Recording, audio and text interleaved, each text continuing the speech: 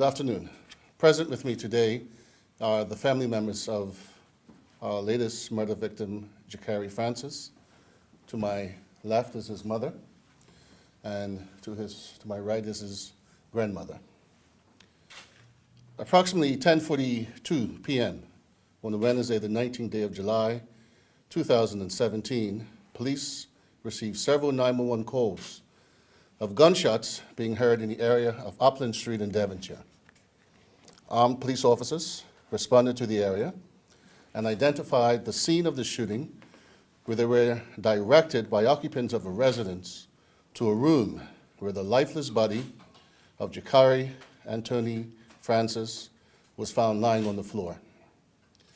The officers administered life-saving techniques on Jakari Francis until the arrival of the EMTs, but despite the best efforts by the police and the EMT personnel, Jakari Francis was pronounced dead on the scene. The Bermuda Police Service has launched a murder investigation into the circumstances surrounding the death of 20-year-old Jakari Anthony Francis in what is being treated as a gang shooting murder between rival gang members. The killing of Jakari Francis is the second gun murder of 2017. This is also the second gun murder to have occurred at this residence within the past 8 months. You will recall that on the 18th of October, 2016, Isaiah Furbert was murdered at the same location in what is being investigated as a gang shooting murder. The circumstances and the MO of the murder of Jakari Francis is identical, and the two men, Isaiah Furbert and Jakari Francis, were very close friends. We can only imagine the anguish and pain the occupants of that residence must be going through. And on behalf of the Bermuda Police Service, we extend our condolences to the families of both men. The purpose of this press conference today is to make an appeal for witnesses. We are particularly interested in speaking with area residents that were home at the time of Wednesday night shooting. We are also looking to hear from area residents and businesses in the area that have CCTV. We are also interested in speaking with persons that saw Jakari Francis and or spoke with him in the hours prior to his death. The information that you provide to the police will be treated in the strictest of confidence, and what you heard, saw, or know can go a long way in bringing the shooter to justice and closure to the family of Jakari Francis. To date, one man has been arrested in connection with the murder of Jakari Francis, and this man has been bailed pending further inquiries. This was a senseless killing that could have resulted in more casualties, as there were 3 other persons that were inside of the residence at the time, and it is unfortunate for them that they were not injured. Anyone with information can contact me, the Senior Investigating Officer, Detective Sergeant Jason Smith, on 717-0864 or 247-1218, or you can also contact the anonymous Crime Stoppers hotline on 800-8477. I will now entertain any questions that you might have.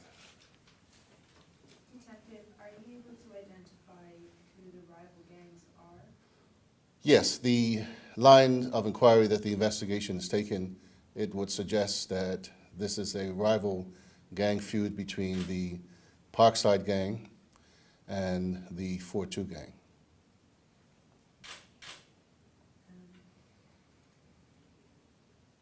Are you able to give any details of whether this was a forced entry or was the alleged shooter known to those in the home?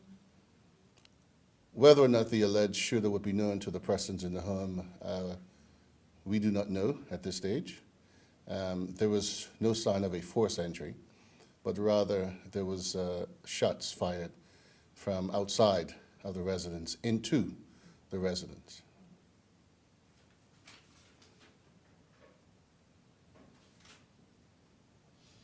Is there any particular reason police were not initially forthcoming that this is the second murder at this residence as first reported by Bermuda Real? I don't know if we can say that we were not forthcoming. This will be an official press conference to give details of the incident. The press release that was made, I think, hours after the shooting, gave very specific details. But this is a press conference to address that. So there's no attempt, or any reason for that matter, why it was not reported before. Did one person arrested, any other arrests, or have witnesses been forthcoming? Yes, I can say that we have had several persons to come forward and assisting us at this stage. But the specific appeals today are for particularly the area residents, and we are interested in tracing the movements of Mr. Francis prior to his death. So we are getting support, some support from the community, but we are looking for more support, and in particular, the appeal for CCTV footage. That can go a long way in helping us to piece together the pieces of this puzzle. Do you have any reason to believe that this recent video of young man riding through Somerset was linked, perhaps for the search of the latest victim? I don't think that is a specific link, but we have an open mind. And so if there's persons within the community that have information that can assist, we would certainly like to hear from them. We are open to all lines of inquiry, and all lines of inquiry are being pursued. What's the status of the investigation into the other murder that happened last October? It is very much open. It is very much active. You will recall from previous press statements that there were several persons who were arrested in connection with that, and those persons have been put on bail.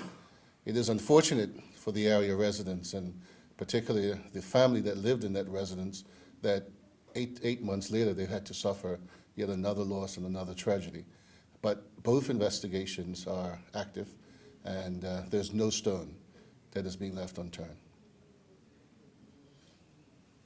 There's a slogan that says if you know something, say something, but in more cases than not, the victims have relatives, and family know what the children are into.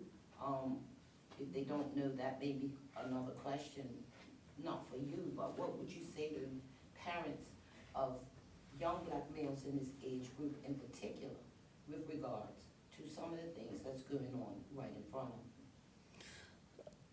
I'm a parent myself, and my advice would be to communicate with your child, and when you do know something, and if you feel that your child is beginning to go down a particular road, the police service has many outlines and officers that can assist them in that. I think if you were to look at the community action team, that's one group that offers assistance, and I know that they do get involved with young men. And the Bermuda Police Service also works with other organizations that are outside of the police.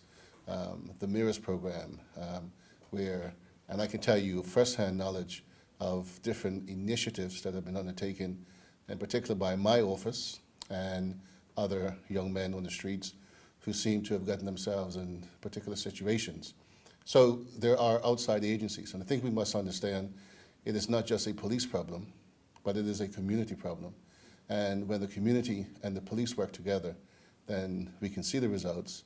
And even if it's saving one child, one young man, one young woman, I think it is worth the effort. So we do have programs, we do work with people, and I would admonish parents that if you see your child getting into situations or you're monitoring social media and you see them communicating, then reach out to us, and we will be in a position to put you in contact, if we can't help you ourselves, with other agencies.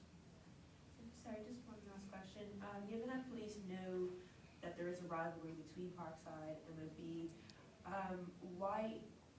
what can be done to dismantle them from the inside, given that you know the specific individuals involved in that sort of activity?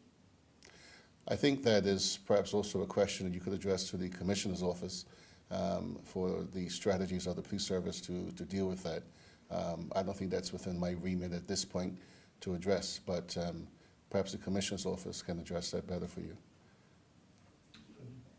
First off, my condolences to the family members present. Thank you. You said, correct me if I'm wrong, that this is linked to an ongoing feud between Parkside and 42. I'm wondering, is the murder of Mr. Francis linked to a specific incident or just within his overall inclusion in one of these two gangs? Well, I think there's probably a combination of both. There's some information that's coming to our attention of some previous incidents. And so, again, that's the purpose of the appeal today, is anybody that has information about that to come and make contact with us so that we can get a clear picture. Can you confirm which of the two gangs he's believed to be associated with? The 42 gang. Okay. My understanding, can you confirm that Mr. Francis had just recently come back from a stint of being overseas? Is that correct? Not overseas, no. Not to my knowledge, Not anyway. overseas. Okay. You said one suspect had been arrested thus far in connection with the case and bailed. Are charges expected to be forthcoming with regard to that individual? This is an ongoing investigation, so when the evidence or more evidence comes to light that we might move in that direction, then the appropriate decisions will be made. Okay. Maybe finally then, if this is part of an ongoing thing between these two rival gangs, would it be fair to say, are you expecting more of these retaliatory type incidences to come? We hope not, but there is the feeling that there may be, but we do hope not. I just have one last question. Generally speaking, what can you say about the police recovery of guns? What's your feeling on that? Because the question keeps coming up. You know, we don't hear that guns are being seized often, and when we do, police have evidence that they're linked to several other shooting incidents.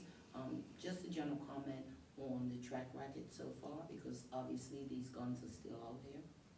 Yes, I mean, I'm personally been involved in operations where several firearms have been recovered over the last couple of years, and we are appealing to the public for any information that you might have on that, and any information that you do have, we can act very, very swiftly to recover. But firearms are being recovered. Perhaps we would like to recover more and faster, but I personally have been involved in several operations, so yes, we are recovering.